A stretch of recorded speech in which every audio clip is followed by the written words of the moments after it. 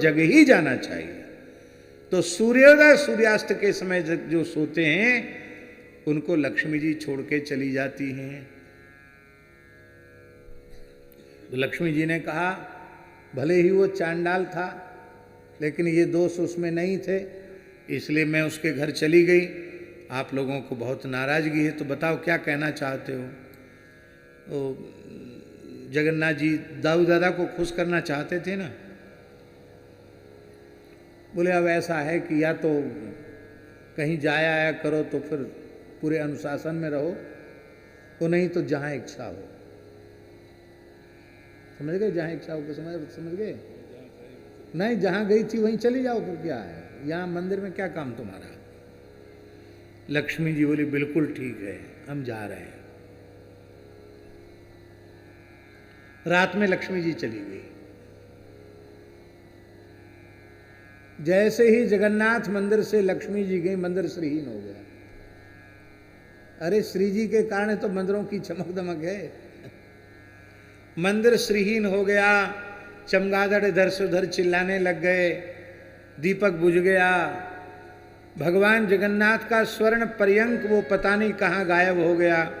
टूटी सी खटिया हो गई, कपड़े सब फटे पुराने हो गए, खजाना सब गायब हो गया, हीरा मोती सोना चांदी का आभूषण सब जय सिया राम। और जब ठाकुर जी दरिद्र हो गए तो पंडा पुजारी भगवान को छोड़ के भाग गए। कोई नहीं जगन्नाथ जी को पूछने वाला, अब कोई दर्शनार्थी भी नहीं। अरे बोले भाई अब तो बहू को नाराज कर दिए तो बड़ा खराब हुआ। हम नहीं सोचते थे लक्ष्मी की इतनी महिमा है, नाराज होके चलेगी तो हमको कोई दो आना में नहीं पूछ रहा है। तो चलो भाई भूख तो अब लग रही है तो चलें। एक मधुर लीला है भगवान की, इसमें ऐश्वर्य भाव मत घुसेड़ना। तो भगवान ने साधु का भेष बनाया। हम लोगों जैसे साधु महात्मा कोई बैठ के कहीं मांगने लग जाएं, लोग कहेंगे महात्माओं का भिक्षा पर अधिकार है। तो बैठ गए समुद्र के किनारे, जहाँ कुछ लोग बैठे थे भिक्षुक, कि कोई दयालु आकर कुछ खाने को दे जाए। कपड़ा ऐसे डाल रहे थे, कोई दयालु आया, समुद्र नहा के उसने कुछ धान का लावा होता है ना, क्या कहते हैं उसको, यहाँ क्या बोलते हैं? लावा बोलते हैं, लाजा, लावा। तो धान का लावा वो जगन्नाथ जी ने अपना कपड़ा फैलाया, दाऊ दादा ने कपड़ा फैलाया, तो धान का लावा उसमें भर दिया। बोले चलो लावा ही खा के गुजारा करेंगे। तब तक लक्ष्मी जी ने पवन देव को आज्ञा दिया, उड़ा ले जाओ सब लावा। हवा चली, सब लावा उड़ गया।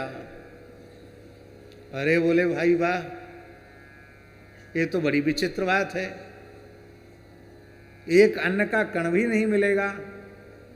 सब रसोइया चले गए, कहीं कुछ नहीं। तब चले तो अब लक्ष्मी जी वहां से ही नहीं, सबके यहां से नाराज, सबकी ऐसी हालत थी। अब वो लक्ष्मी जी को कहा ना जहां गई थी वहीं चली जाओ। लक्ष्मी जी वहां तो बढ़िया आनंद था, वहां खूब चकाचक आनंद हो रहा था उसके घर में। तो लक्ष्मी जी वहां फिर पहुंच गई। जगन्नाथ जी और दाऊ दादा वहां पहुंच गए। बोले भिक्षाम देही। तो गृह स्वामिनी ने कहा महाराज मैं अमुक हूँ, आपको भिक्षा देने योग्य हूँ कि नहीं हूँ, भीतर आ जाओ। बोले नहीं अब कोई बात नहीं, आपद धर्म है, हमको भूख लगी है और हमारे घर में सब पवित्र है, कोई अशुद्ध अखाद्य अपेय हमारे घर में नहीं आता। वैसे तो सब पवित्र है लेकिन मैं अमुक हूँ, आपको खिलाने योग्य हूँ कि नहीं, ये बात है। तो भगवान बोले कोई बात नहीं, भूख लगी है, खा लेते हैं, जो होगा सो देखा जाएगा। दाऊ जी और श्री जगन्नाथ जी बैठ गए और स्वयं भगवती महालक्ष्मी भीतर रसोई बना रही है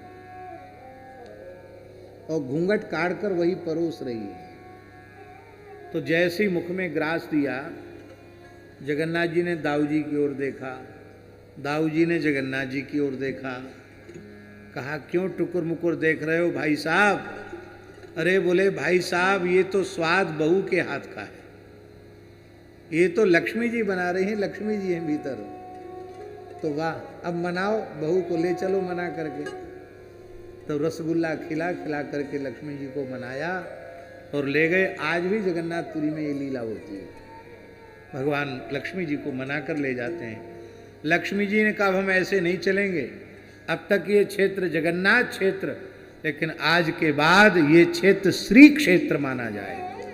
तो जगन्नाथपुरी को, मंदिर को श्री क्षेत्र कहा जाता है। और भगवान ने कहा, लक्ष्मी जी ने कहा, यहाँ पुरी में नील चक्र की छाया में ध्वजा के निकट मंदिर परिसर में श्री क्षेत्र में कोई भी आकर बैठकर आपका प्रसाद ग्रहण करे, उसके अनंत जन्मों के पाप तत्काल नष्ट हो जाएं और वह आपके नित्य धाम की प्राप्ति का अधिकारी हो जाए, भले ही उसका कोई साधन न हो। भगवान ने कहा एवमस्तु, यहाँ प्रसाद में कोई दोष स्पर्श न करे, सभी मनुष्य एक साथ बैठकर प्रसाद पा सकें, यहाँ प्रसाद में जूठे का विचार न हो।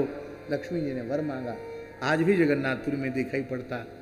जगन्नाथपुरी वाला अपने ठाकुर जी का जो जगन्नाथपुरी में आश्रम है वो बिल्कुल श्री क्षेत्र में ही है। जो श्री क्षेत्र की शास्त्रीय परिधि है महाराज जी, उस श्री क्षेत्र की परिधि में बिल्कुल अपने ठाकुर जी का छोटा ही स्थान है। श्री मलुक जगन्नाथ जी विराजमान हैं। तो हम लोग तो ऐसे कि वहाँ मंदिर अपने स्थान की छत पर बैठते हैं तो मंदिर में कौन घुस रहा कौन निकल रहा उसको देख